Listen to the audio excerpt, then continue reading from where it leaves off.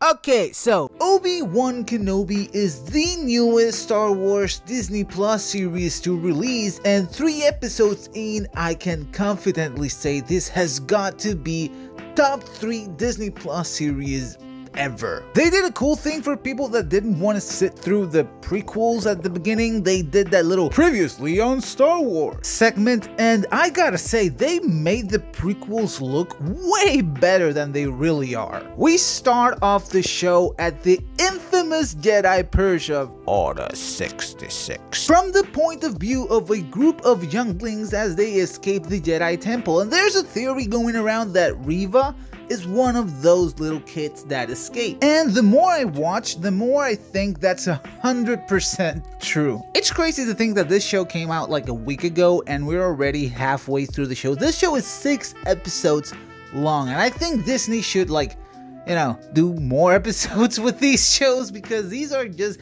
they start off, I noticed, they start off very good, and they start rushing things towards the end. And yeah, for a story like this, I think it's way better to have a little bit more than just 6 episodes. Disney Plus has got to start making these shows longer, but that said, I'm loving it. We pick up with Obi-Wan on Tatooine 10 years after everything went to shit, and this Obi-Wan is broken mentally, physically. He's not the same person anymore. With that said, Ewan McGregor, who plays Obi-Wan, has a chance to give Obi-Wan a bit more dimension, a bit more gravity to that character. It's heavy, it's darker than the prequels, it's just way deeper. It's just the guilt he feels for the entire galaxy going to shit, handed it over to the Empire. It all went to crap on his watch, and he cannot forgive himself for it. He's just given up on hope. We get the Inquisitors on this one, who are basically Jedi hunters. They actually reminded me a lot to Hans Landa, the U-Hunter from Inglourious Basterds. In fact, the whole Jedi on the run feels a lot like the Jews on the run in Nazi Germany. It has a lot of that feel to it. They cannot know they're there, or they're gonna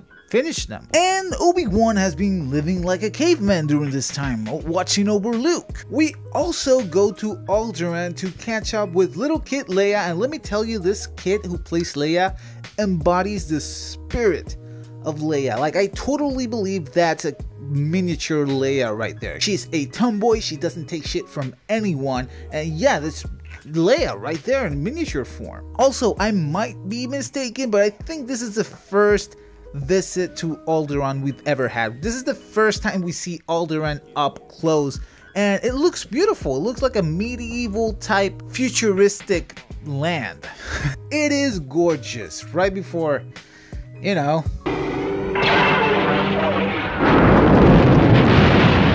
yeah, that. I really didn't know where this show was gonna go, and when they paired Kid Leia with Obi-Wan, I went, oh yeah, this is perfect. This makes total sense. You know what it felt like? It felt like Joel and Ellie from The Last of Us. It felt like Last of Us in space. That's the type of chemistry I felt between them. This is very broken man and this little tomboy little girl, and then just go on a trip. A nitpick I have on the show is that they don't have enough lightsaber slicing and dicing. And yeah, I know that Obi-Wan is a little bit rusty and he just doesn't want to give himself out and whip his lightsaber out everywhere, but I'm a big fan of lightsaber fights. So yeah, I just want to see more of him just slicing through guys. But they gave him a blaster. They gave Obi-Wan a blaster. The guy that said this. So uncivilized. I think this whole show is gonna be about Obi-Wan getting his groove back, getting his, you know, Obi-Wan-ness back, if that's even a thing. Reviw, or the third sister, she is cool too. That scene between her and Uncle Owen is so tense. I felt the tension, I felt the atmosphere getting heavy in this room. And Uncle Owen was a badass. He was like, yeah, well, fuck you. You're gonna kill me? Well, fuck you again. That's how Uncle Owen handles things, apparently. He was ready to die like Biggie Smalls. That's how big of a badass he is. Reviw, though, I like her character, I like her portrayal, but I feel they're hiding something from us. They're not showing us everything from Reviw. You know what I mean? Her motivations are still a mystery, so I'm excited to see what they do with that. And that might have to do with the theory that she was one of those younglings that escaped. Who knows? Alright folks, let's talk about the man of the hour, the big baddie. Darth Vader is back, and he's meaner than ever. He's so bad. Even him just opening his eyes in the BAFTA tank is scary. Is enough to make you shit your pants. And when he got to that village and just started killing folks, and yeah, part of that was, you know, to weed Obi-Wan out, but part of it was just because he just liked killing people. There's a particular scene that disturbed me, and that's when he force choked the shit out of the dad, and then the kid came out crying and he broke his neck with the force, and then he just left the mom alive to grieve.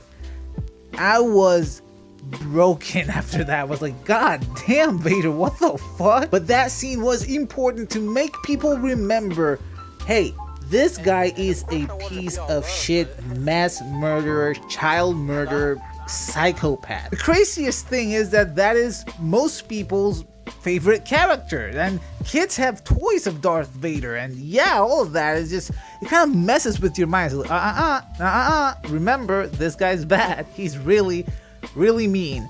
So yeah, his lightsaber fight with Obi-Wan was a bit underwhelming, but I understand that is not the final fight they're gonna have. They're gonna build up to it a little bit. That's definitely just a little taste of what we're gonna get. But Vader was just toying with him, and when he got him through, like, he just dragged him to that fire he started. It was insane. That you know, Obi-Wan is just gonna get fucked up. He dragged him through the fire like, how'd you like that, bitch? That's another thing. James Earl Jones came back to voice Vader, and that gave this whole show much more authentic feels. Like, oh yeah, that's definitely 77 Vader right there. Another thing I forgot to mention with Reviw is, like, she knows who Vader is, and I might be mistaken, but isn't that like a deadly secret? Like, if you know that, you're dead? Because nobody can know that Anakin is Darth Vader.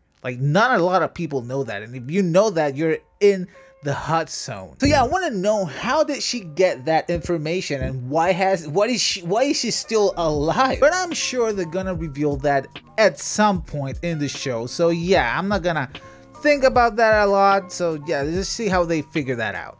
Grand Inquisitor is dead. Reviw killed him apparently because he is still alive in Rebels, which is after Obi-Wan. So did they just retcon that? I don't know. This is Star Wars. Their timelines is more fucked up than X-Men. Anyways, guys, those are my thoughts on Obi Wan Kenobi. I am absolutely eating this show up. I love it. Let me know what you think about this show down in the comments below. Remember to follow me at caffeine.prince98 on Instagram and on TikTok at NJUltraFlickShow. I don't have Twitter because I hate it, and Facebook is for the memes. I caught you guys later. Peace.